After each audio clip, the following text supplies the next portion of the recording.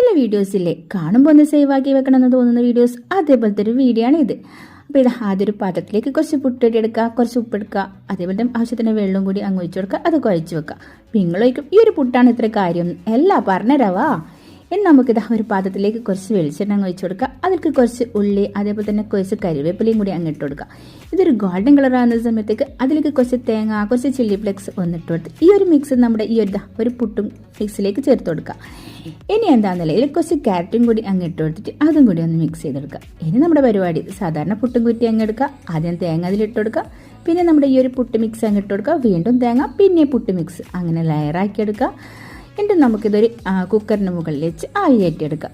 സംഭവം എന്നല്ല ഭയങ്കര ടേസ്റ്റാണ് കേട്ടോ. കറീൻ്റെ ആവശ്യമൊന്നുമില്ല. എനിക്ക് ഏറ്റവും ഇഷ്ടമാണ് ഈ കറി വേണ്ടല്ല എന്നുള്ള കാര്യം. കാരണം സാധാരണ പുട്ടുണ്ടാക്കുന്ന സമയത്തേക്ക് മാപ്പിളക്ക് കറി, പഴം അങ്ങനെ എന്തൊക്കെ വേണം. ഇതാകുമ്പോൾ ഇത് രണ്ടിൻ്റെ ആവശ്യമില്ല. അപ്പോൾ ഇതെല്ലാവരും ഒന്ന് ട്രൈ ചെയ്ത് നോക്കണേ.